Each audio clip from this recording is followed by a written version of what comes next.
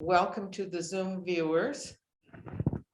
We have Debra Brisch here who will speak about autism for seniors, and she knows a great deal about it because she experiences it, and there's no one that knows things better than if they experience themselves. And so I'm going to turn it over to Debra Brisch. Debra Brisch.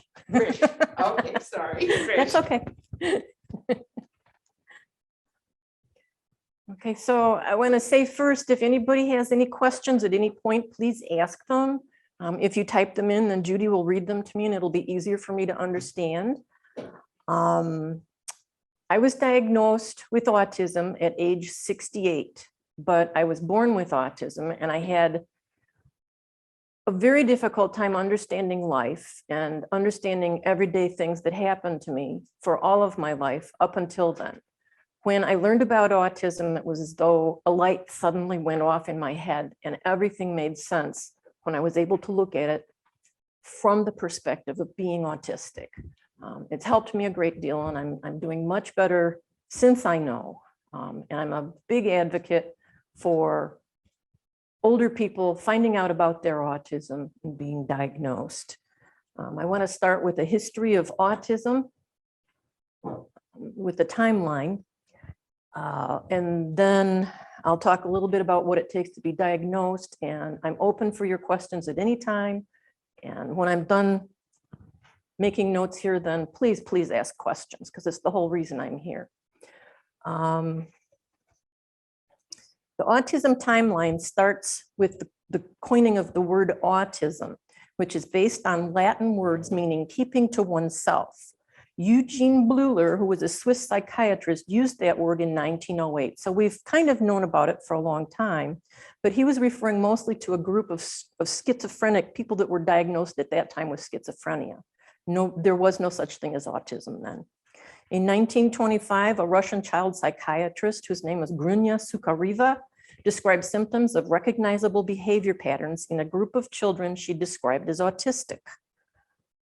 Leo Kanner in 1943 published a paper describing early infantile autism. And there's the start of really starting to think about people as being autistic. Hans Asperger, who was a Viennese pediatrician, described a milder form of autism in a group of boys he was studying. He said they had trouble with social interactions and they were obsessed with selected interests. In the 1950s, through the work of Kanner, autism and many psychological disorders were blamed on cold and uncaring mothers. Bruno Bettelheim even coined a term called refrigerator mothers. Kanner's original theory was popularized on news media and talk shows, and the idea of poor parenting being to blame for so many disorders was touted as though poor parents might have had, even though poor parents might have also had several children who were thriving. This theory has been disproved and for the most part discarded, and not a moment too soon. Studies of twins in 1977 showed autism is generally genetic, although it may have other sources, but in general, it's generally genetic. 1980, infantile autism was in the USA's Diagnostic and Statistical Manual for the first time as a condition separate from schizophrenia. Lorna Wing in 1961 originated the term Asperger's syndrome, describing higher functioning autism in a group of individuals. She's also credited for recognizing and describing the triad of impairments that we use today to diagnose autism. In 1988, everybody started learning about autism because of the Rain Man movie. In 1991, USA added autism to be included in the education system under the special education category. In 1994, Asperger's syndrome was added to the Diagnostic and Statistical Manual as a separate category for high-functioning autism. 1998, The Lancet published a study looking at the possibility of MMR and other vaccines as possibly causing autism. This theory has been debunked by many published scientific studies, but it still has a following despite actual scientific proof to the contrary. In 2000, thimerosal was removed from childhood vaccines due to public pressure, but there still has been no link found in the studies. The theory of vaccines or any of their components as to causing autism has been scientifically proved incorrect. In 2009, the CDC, United States CDC, estimated that autism was present in 1 of 110 children, less than 1%. In 2013, DSM-5 removed Asperger's syndrome as a separate diagnosis and replaced it with new diagnostic criteria as autism level 1. We also have autism level 2 and autism level 3, and they're based on the support needs of the individual rather than individual functioning. Let's see, in 2015, the CDC showed that autism might occur in 1 of 58 individuals. Males are still diagnosed more frequently than females, and the change in numbers is mostly due to better recognition and diagnostic criteria. There is discussion today that diagnostic criteria needed to be developed further, and there's a growing perception that females may also show different signs of autism than males. The CDC says this year and now that it's 2.2% of the population that's affected by autism. Autism is genetic, it's neurological, and it is diagnosed by behavioral signs. There is no genetic test, there is no blood test, there is no certain look of autism, there is no anything that all autistic people do.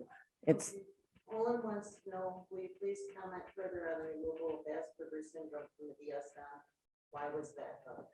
I think it was done, to the best of my understanding, it was done because Asperger's did a lot of his research under the Nazis.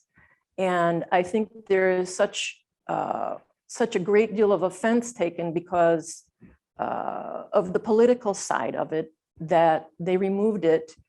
And I think it makes more sense actually to put it in levels of,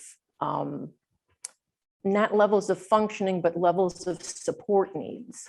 That's what the CDC needs and what the government needs in order to be able to determine disability and support payments and qualifications for certain programs.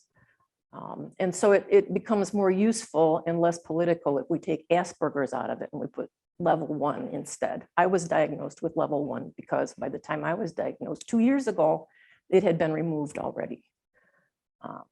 Let's see, that was in 2013 that they removed Asperger's, but people who were diagnosed as Asperger's legitimately continue to use that as their diagnosis when they talk to people and when they interact with others. That's a legitimate diagnosis for them.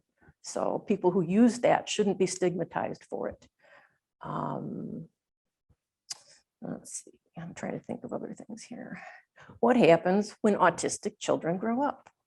Well, people like me that were born in 1951 and never heard of autism, we're still autistic and we had a lot of struggles and we never understood why. Kids that are diagnosed early probably have an advantage because at least they understand why they have such a hard time over everything.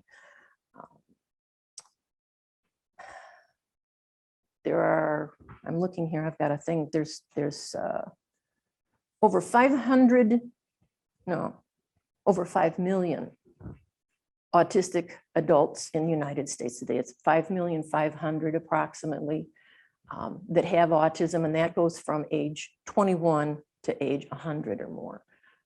5 million of us, and most of us probably don't know that we're autistic. This is changing rapidly because there's an awareness now in the internet, sharing of information, especially autistic people joining other autistic groups and people that suspect that they have autism having access to information that used to have to be published, like a study done and then publishing, and you have to get a hold of the book. And by the time all of that transpires, you know, that information is out of date. Now we can go right to the studies online and we can read it for ourselves and share that information with others. So it's really helping.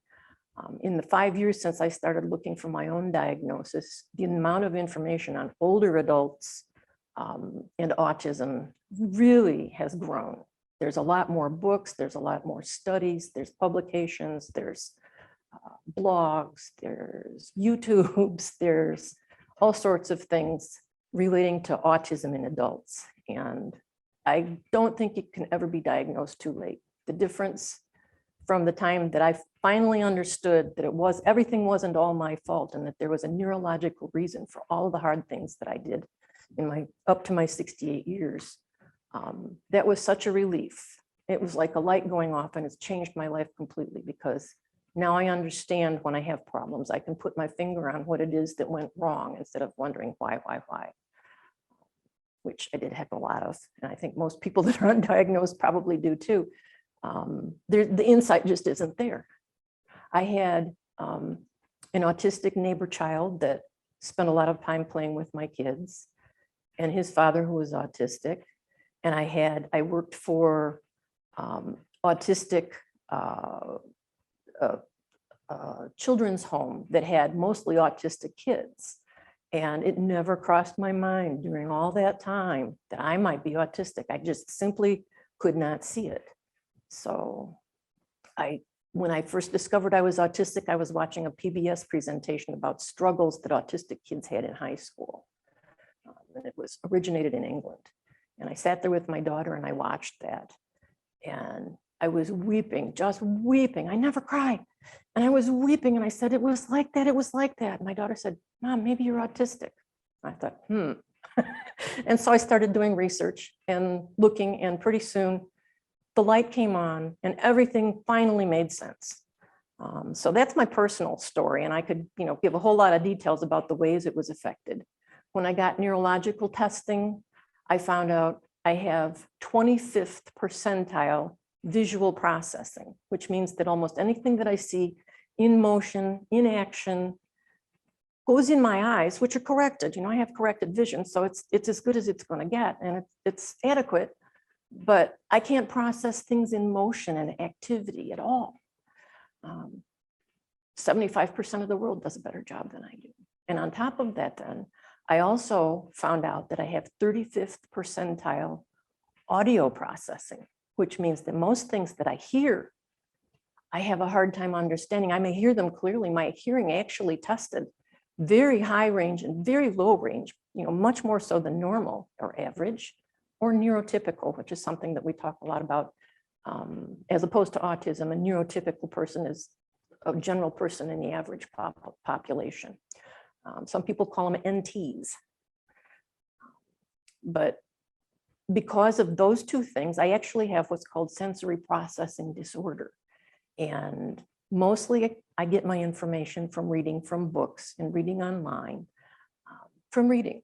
And I think when I was tested, I had in the gifted range for my understanding of words and my vocabulary. And I think the reason that I have that is because that's what I've relied on all my life. I developed that like a muscle, because my hearing and my vision, they're not reliable. I can't trust them. So most of my interactions with people is online. I interact a lot in forums where people type their messages to each other, and then I can read that and I can process it and understand what they're saying enough that I can make a sensible response. When you talked about being treated, what person in the medical field treats you? Is it a neurologist? Well, it's not treating you. The diagnosis, the first diagnosis that I got came from a neuropsychologist. And that's where I got most of my testing. So it was neurological testing. But that man had got educated in the 1960s and he never updated his autism knowledge. And he didn't see me as autistic. He said, you have friends, you have a family, and you have children, you got married, you worked jobs, you're aware that you were bullied all your life. Autistic people don't do those things. Well, yeah, they do. The severely damaged autistic people that he learned about and the criteria that he learned about in the 1960s, that would have been true. But there's so much more knowledge that has taken place since then, and he just didn't keep up with it. So I got a lack of diagnosis from that, and I was devastated because I was just sure. And he gave me a bunch of other diagnoses, and I tried to understand it, and I couldn't. And I cried and I cried and I cried. And about a year later, I started looking again, and I found a psychologist this time who had started his practice with children and gone on. He had 40 years of experience dealing almost strictly with autism. And I went to him and I showed him this thing, and he said, well, look, in this neurological test, you are really, really bad at these things, and you are really, really good at these things. So it looked like this on the graph of the things that I had strengths and weaknesses at. A neurotypical person will have hills and valleys maybe, but they won't have peaks and, low things. And he said, this proves right here that you've got autism. And that was when we finally did the last part of our diagnosis. He said, when he talked to me on the phone, before we ever arranged our first consultation where we would just decide whether I would go ahead and get testing or not, he said, even on the phone, from the way I spoke, he could tell that I was autistic. And when he met me the first time, he was pretty sure I was autistic. But we went ahead and we did it. We did the evaluation and everything. And he said, there's just no doubt. Because he was up on things. He had dealt with adults, he had dealt with old ladies, he had dealt with women and children and men, and he had kept all of his information up to date. And he has since retired. I was his last client, and he was very ill. And when I went for the first consultation, and we set up a time to test me, and when we showed up for it, he was gone and he had retired because the note that he made was in the back of the book for months later. He had to have a surgery. And so he had retired. And again, I was devastated. And the ladies at the office then must have contacted him, because pretty soon I got a phone call and he said, we started something and I'm so sorry. Here he is so critically ill. And he said, I would like to finish what we started. So I was his last patient, his last person. And it was so generous of him to come out and to finish this, even though he was so critically ill. And I just have so much gratitude for him because it's changed my life. And okay, I'm going to cry now. So, and I never cry. So if people have questions, I have statistics here about autism and the struggles that we have. And then I also want to read the criteria that's used to diagnose. So let's see, autistic people are at higher risk of social struggles and health struggles and as victims of crimes. Approximately 13% of the homeless population is autistic, and compare that to the 1% of the general population, and you can see how strongly autistic people struggle. 65% of autistic people report being victims of crime. Think of the ones that don't report it because they have social anxiety. Assault, intimidation, theft by deception, manipulation of autistic goodwill for criminal purposes. Most adults studied report having been bullied for most of their lives. Most, something like 80%. Intellectual disability is associated with those that are incarcerated, and 30% of autistic people have intellectual disabilities. There's not been a study connecting autism specifically with people that end up in jail, but there's a good possibility with that high of a level of intellectual disabilities that there are going to be some autistics that are in jail. 33% of autistic people never speak. 65% report that they have depression and suicidal thoughts. I was one of those. I didn't understand the world. I didn't have good coaching or support at home. Therapy saved my life. I was 30 and I had finally moved away from home, and therapy taught me good communication and to be self-assertive, and gave me some of the skills that I needed to survive until all these years later, I finally get diagnosed with autism, and that last little penny falls into the slot and it makes sense. And I'm able to forgive people. I'm able to forgive myself. Nobody knew. Nobody knew. But there was a long time when I had broken heart and emotionally distraught because nobody understood. I didn't understand either. Let's see, 40% of autistics have some form of seizures. They're associated with epilepsy a lot. Even on the Epilepsy Foundation, thing. There's a thing that's devoted strictly to autism and explaining how they're tied. There are many, many genetic syndromes that have autism as part of the features of those syndromes. I have a huge list on my blog. I can't remember for me. I'm kind of deer in the headlights right now with anxiety over this because I don't do this usually. The average life expectancy for autistic people is 56 years old. With people who have intellectual deficits, the average life expectancy is 35. We tend to have autoimmune disorders. We tend to, there's a connection between autism and alcoholism, autism and substance abuse, autism and anorexia. Let's see. Autistic people account for approximately 30% of those entering treatment for alcoholism and substance abuse. Compare this to an admitting population of 3.6 in the general population. Many facilities now require psychiatric screening for autism as a part of the admitting procedure. This also has to do with suicide. Many psychiatric facilities are screening for autism because there's a much higher level of autism and suicide. Let's see. Other disorders that were linked to autism is Parkinsonism and seizure disorders. There are over 150 genes, and more variations and combinations of these genetic variants have been identified and associated with autism. It's not just one thing, it's a complex, and that's why every one of us is different depending on how our neurology developed. And so each one of us has a separate struggle. It's not, you can't say, my child does this and this and this. You don't do this, therefore you're not autistic. It doesn't work like that. It doesn't work like that. I struggle really hard in some things, and other things I do really well. But the person on this side of me might struggle in completely different ways, and they may do other things really well that I can't possibly do. It just depends on the wiring you get, but it isn't normal wiring. It isn't neurotypical wiring. Let me see.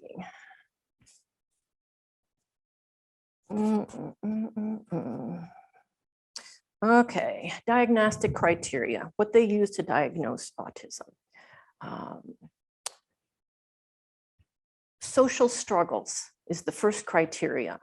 You have struggles interacting with other people socially. You may have been bullied or abused or neglected. You may still be in an abusive relationship. You may prefer to avoid other people because your people experiences have been so bad that you isolate yourself from it. You might have fighting and disaffection within your family. You know, there might be a lot of misunderstanding there and be alienated from them. You might not be able to keep friends. You might not be able to work because your coworkers don't get along with you and you don't get along with them. So social struggles. You might be autistic if you struggle with communication. At least 30% of us never speak. Other people like me have occasional speech problems. There's this gradient that goes like this, from not being able to speak at all up to mostly being able to speak, which today you wouldn't suspect probably that I have struggles with that. But if I'm in a pressure situation surrounded by a lot of people and somebody throws a question at me fast, you're in the headlights. I freeze, I lock up. And there's a name for that, and I can't remember that because I'm kind of that way right now. Let's see. Okay, so those are two criteria. The third criteria is rigid thinking or repetitive behaviors. You might have a regular routine. You hate surprises. You don't want anything to change. You want to stick to that because you feel secure. You expect certain behavior from others, and you're surprised, disappointed, angry, or dismayed if they do not behave the way you expect. You have strong beliefs about right and wrong, what is good, what is bad, and you rarely change those beliefs. You have intense interests in details surrounding a specific subject or subjects. It's not unusual for these interests to change over a period of time, but whatever those interests are, they will be specific and demanding detail and will be absorbing to an almost driven or obsessive proportion. I was obsessed with horses from the time I was 5 years old until I retired at the age of 64. That's over 50 years, where I was totally obsessed with horses. I kept horses. I was a humane investigator. I worked in stables. I drew horses. I watched things about horses. I read about horses. That was all consuming until after I retired. Once we had to sell the farm and I couldn't have horses anymore, that waned, and I became interested in rocks and fossils up here, because that was when we moved up here to Michigan. And I started going out and identifying rocks and fossils and geology, and got very involved with that and spent a lot of time reading and studying. And then I discovered autism. My daughter planting that seed, I started researching that. And now autism is one of my special obsessive subjects. Let's see. As far as rigid and repetitive behaviors or any of these other things, there is a list that the CDC puts out, the Diagnostic and Statistical Manual, and it describes how it gives you like 5 or 6 behaviors to choose from in each of these 3 categories. And you have to have at least 2 in each category. I think in one of them you have to have 3 of these behaviors, but they fall under these generally broad categories, which Lorna Wing is the one that talked about the triad and described the triad of autism. And that's what these are. That's been built on her studies. So I don't think I have very much else here. I wish somebody would ask me some questions, or else I think we're pretty well done. Yeah, I have a question. Mhm. How did your family, when you were growing up, obviously there was some conflict. Oh, it was horrible. And my mother turns out to be autistic too, so that was even worse. Yeah, I could, How did my family? yeah, I mean, what were some of the things you did as a child that your family found irritating? Was it repetitive things? Was it something like the Oppositional, defiant. Yes, defiant. To a certain extent, I was oppositional, but mostly I was so afraid because I got spanked so often when I was really, really little that I just did what they told me, and that was it. After a while, because I got teased a lot, there was aggression and resentment there. I talked like a little professor, and my mother she finished high school, but they just moved her on. She had about a 3rd grade mentality. And my sister and I can remember talking with my sister and asking her, what's wrong with mom? And she decided that because my mom had a really tragic thing happen to her father, an accident happened to her father when she was in like 7th grade, that she thought my mom just stopped developing at that point. And my mom also had dyslexia, so she was essentially illiterate. She could barely write, couldn't spell at all. And so I think because my mom saw my autism, she saw herself in me, and so I was constantly punished, and she resented me, and she really, I was the black sheep of the family. I got painted into that, and it was a truly dysfunctional family for a whole bunch of reasons. So I felt like I was never able to do anything right. I was never able to do anything. I was a bad person. I was, no matter what I did or how I did it or how I tried to explain anything, it was always bad, and I was being willful and I was wrong. And I thought I was trying. I really thought I was really trying to be a good person. And I got to the point where I was defensive and angry and thought that they were always, no matter what, I have tried to avoid all of them. And of course, then she'd come and she'd fish me out from behind the bed where I'd been hiding, or whatever, and then I'd still get in trouble. I tried to run away and got told that if I ever did that again, that I would be sent to a children's home because she wasn't going to put up with that. And of course, I could tell she was really anxious to get rid of me, because I was nothing but pain and struggle to her. And so, and it's nobody's fault. It's the way we all perceived everything. And none of us had any good tools for communication. None of us had any, I don't know what you'd call it. It wasn't a healthy family, and my father and mother both came from unhealthy families, so it was a self-perpetuating thing. Well, it's amazing then that you were able to do all the things you did. They must have destroyed your self-esteem. Absolutely. Yeah. Absolutely. It was devastating. I was there suicidal. Was there anyone to give you comfort at that time? No, mm-mm, No one? no, Grandparents? no, Neighbors? no. Well, I was afraid to reach out because I've been slapped down so many times, right. you know, and after a while you just hide. I can't Um, imagine you surviving that and then going on to school and getting married. Well, I only graduated high school, you know, and I've had some college level courses, but I never actually completed college. And I took trade school too.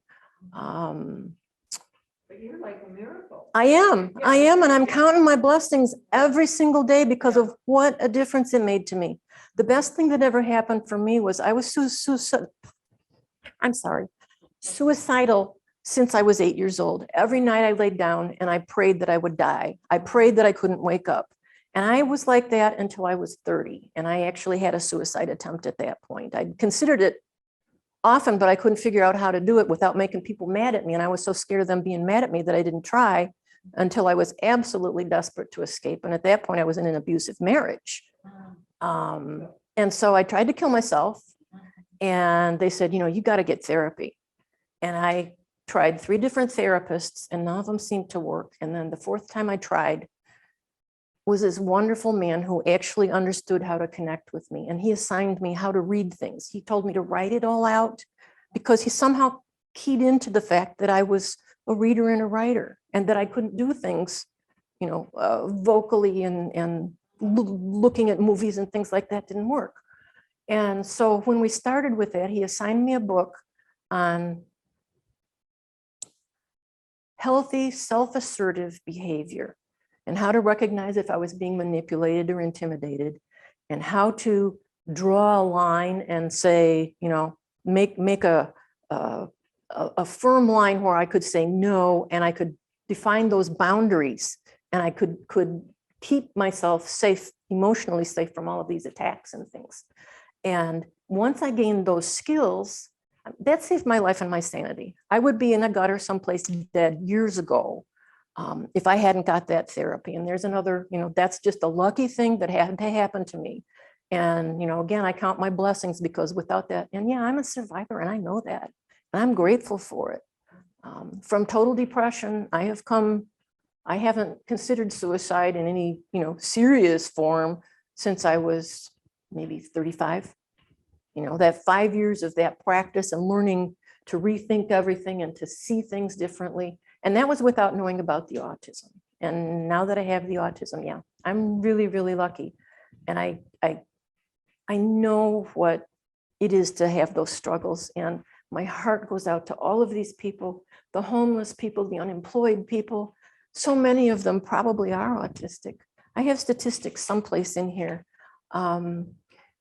If it's 2.2% of the general population that has autism, think about the population in Alpena County.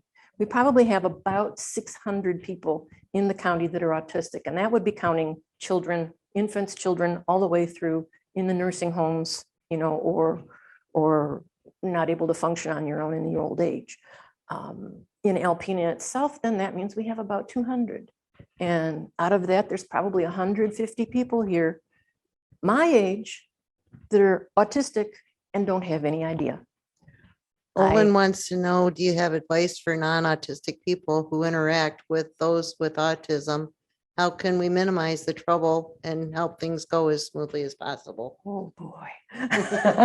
That's a big one. It so much depends on the autistic individual. I think giving time to process things, because most of us do have sensory processing disorders of some sort. And that involves not only the 5 senses we were taught about when we were in school, but it also involves proprioception and interoception, which are the ability to know where your body is in relation to everything else. Maybe you've noticed as I lean against this podium, it rolls because I don't have that sense of it being of the right pressure that I can put on it without it doing that. I run into furniture, I trip and I fall. When I go through a hallway, I'll put my hand here so that I can keep myself upright without bumping into the walls or the doorways. When I go up and down steps, I have to hold on to a railing. And I thought it was my depth perception. And I thought it was a sense of balance issue. But when I got diagnosed, I said that, you know, I have these things to that psychologist, and he goes, no, you have proprioceptive difficulties. And I have never met an autistic person who doesn't struggle with some forms of trouble with proprioception.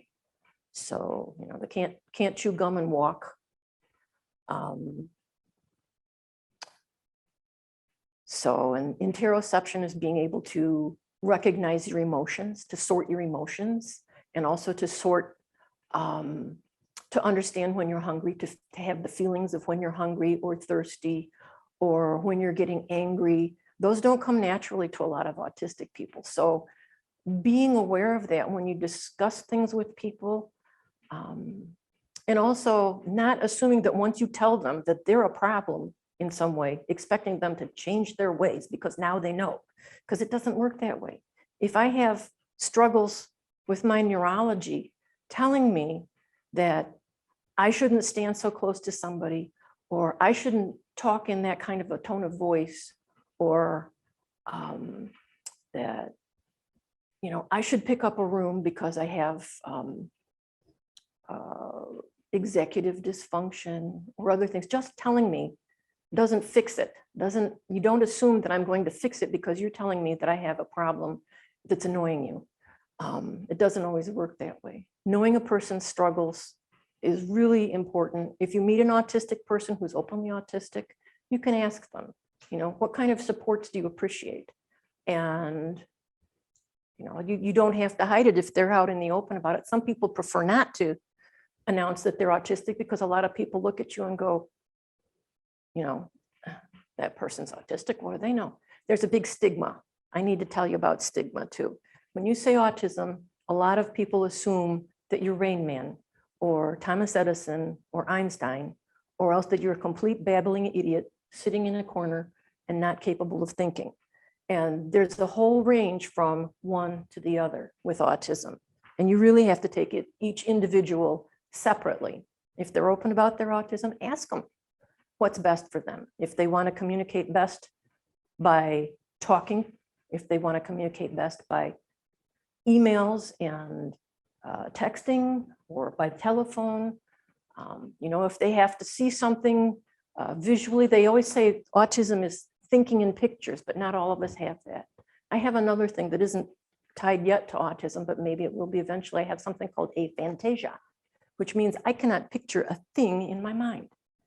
If you tell me to picture a beach with a beach ball and a lamp, I look for it, I don't see a thing. I was amazed because it was after my diagnosis with autism that I found out I also have aphantasia. But it does explain why I take pictures of everything, and I keep those picture files, and they're valuable to me because then I can look at those things and I can remember what it looked like when I was at the beach, and I can remember the features of the fossils that I'm interested in. I don't take very many pictures of people because I also have something called prosopagnosia. And that is not being able to recognize facial features. If I meet somebody for the first time, I may know you again by your haircut and your glasses. But if you change those, I could have known you every day for a month, for 6 months, and I may not recognize you until I hear you speak. I have to look at what my husband is wearing when we go to the grocery store. My husband I've known for 40 years, almost 50. And I have to look at what he's wearing when we go into the grocery store to be able to find him if we're separated. I look for his beige jacket, or I look for his red jacket. I look for his white beard. I look for his glasses, and I go, oh, that must be him. And I get close enough, I can see him close up, and he speaks to me, and then I'm sure. You know, my own children, I can't picture in my mind. So, you know, it's a combination of a lot of things, and a lot of us autistic people have these things, but also neurotypical people can have those things. A lot of people who are diagnosed today with sensory disabilities, the sensory processing disabilities are more and more being found out to be autistic. A lot of people were just given, it's a separate diagnosis in the Diagnostic and Statistical Manual, but it's being found right now currently that a great number of these people, if they're tested for autism, also have an autism diagnosis. They have enough behaviors and enough criteria, meet enough criteria that they could be diagnosed with autism. So we're learning a lot as we go along. It's getting better all the time. I'm happy to have found my own identity. You need to read that one because I can't pronounce. It half the words. says, I have read about special talents that introverts have in workplace settings. And it's up to those in charge to assign roles to them that bring out their best. Is there anything analogous for autistic people? Some special roles or tasks where they can really shine? That depends on the individual, completely depends on the individual. You have to get to know that person and find out what their strengths and weaknesses are. A lot of it just completely depends on the individual. It depends on their mental abilities. It depends on what's being asked of them. In general, I think autistic people tend to be more reliable. I think, and they tend to be more honest. They tend to be very, very direct, and it offends a lot of people. But as far as the talents and the skills, that's good if you can find something, but you really have to collaborate with that person about maybe after they've worked on the job for a couple of months, you can say, well, what part of it do you like best and what do you think you do best at? And then give them that. A lot of us are introverts. A lot of us are introverts. And I prefer greatly I think I'm sat down and wrote it down one time. I've had over 40 jobs because I can't take the bullying that generally goes along with it. I might be able to do a better job now, but I prefer to work alone because of that. Judy Nichols says you're awesome. Ah, She has an autistic grandson who shares many of the behaviors you described. Very articulate, capable, but unemployed at age 23. How can grandma encourage him to find employment? define employment. It really has to come from the individual. You can say that you would be, willing to take them around to put in applications and maybe talk with them and plant a few seeds while they do it. If there's things that you can see that are keeping him from being employed, and immediately I think of one of my friends who is autistic who has a problem because they hate the feel of the water on their face or on their body. They don't bathe very often. And they also have administrative function problems, executive function problems that keep them from doing their laundry frequently. So, if you can point out things like that or help them do, give a better presentation or something without injuring his feelings, I love them the best you can. Talk to them about everything the best you can, especially when they're little. Explain absolutely everything. There's not an automatic connection in my brain, and there wasn't when I was little, about this thing being related to this by this, where a neurotypical person would make the connection simply by observing body language. I can't read body language. So when so-and-so gets mad because I say thus and such, I have to have it explained to me that in polite society, if I, bleat out that grandma has a beard, or Auntie Emma's too fat or something, that those are things that don't happen in polite society. Or if I ask too intrusive of questions, or if I ask for things that I'm not supposed to, I need to have all of those things explained to me. I think the mantra for most autistic people is why. And it's not just an idle question to get attention. Usually if somebody says why, a small child says why, or an adult says why, or asks how, a detailed explanation is needed because generalities don't work. Generally, you have to have specific step-by-step information in order for me or most other people who are autistic to be able to understand it. Instead of being able to get the broad picture and fill in as we go, we have to be able to build up so that we understand the picture, or else we're just lost. So maybe that helps somebody, I don't know.